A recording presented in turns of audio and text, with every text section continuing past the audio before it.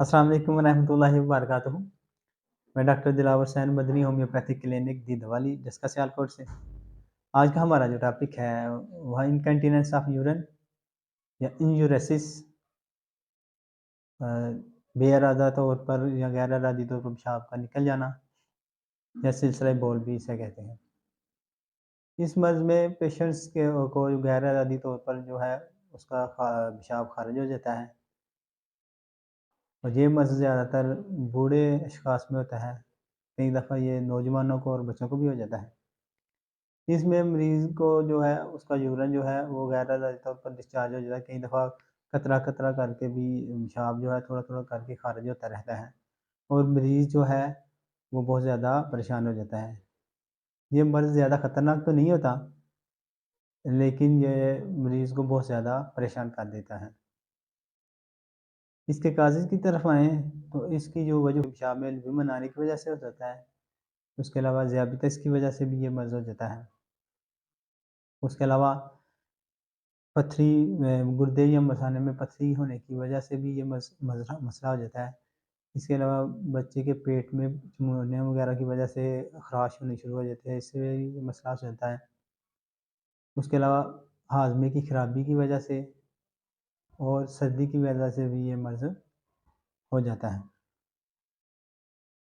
अब इसकी ट्रीटमेंट की तरफ आएँ तो इसकी ट्रीटमेंट इस तरह से होती है कि मरीज़ को बच्चा जो होता है उसको पहले तो समझाएँ, उसे गाइड करें और उसको रात सोने से पहले यूरिन करवा लें और जब सो जाए बच्चा तो फिर रात को भी कोशिश करें 1-2 दफ़ा बच्चे को यूरिन करवा लें।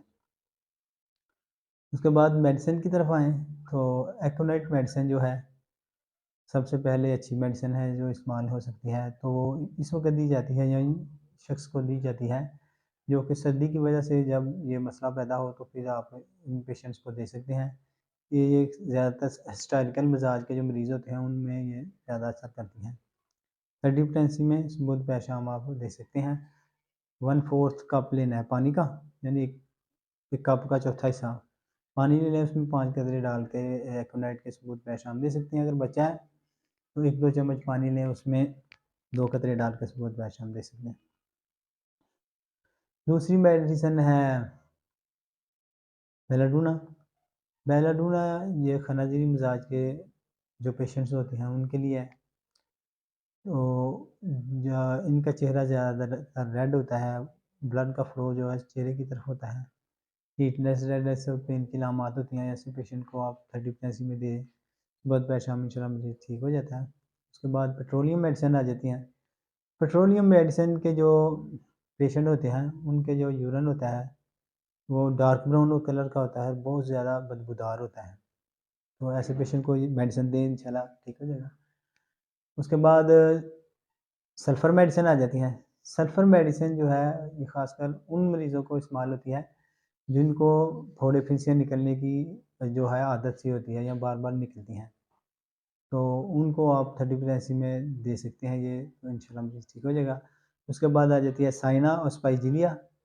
ये मेडिसिन दोनों उस वक़्त इस्तेमाल होती हैं जबकि पेट के अंदर चमूने हों, तो उसकी वजह से जब मर्ज़ पैदा हो तो फिर आप इन दोनों में से कोई भी मेडिसिन दे सकते हैं, इंशाल्लाह मरीज़ ठीक हो जाएगा।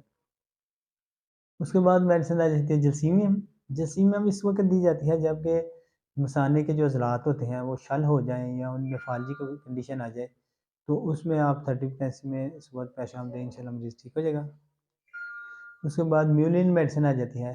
ये बहुत अच्छी मेडिसिन है गैर इरादी तौर पर पेशाब के ख़ारिज होने के लिए। तो इसको आप मदर टिंक्चर में दिन में 4 दफ़ा दें, तो इंशाल्लाह मरीज़ ठीक हो जाएगा। इसके बाद अब प्रिकॉशंस की तरफ आएँ, एहतियातों की तरफ, ज़रूरी हदायत की तरफ। तो ये एक मर्ज़ है, इसलिए पेशेंट को झाड़ना नहीं चाहिए, ना उसे मारना-पीटना नहीं चाहिए, बल्कि उसको समझाने की ज़रूरत है और मेडिसिन की ज़रूरत है। मेडिसिन से ये आराम आएगा।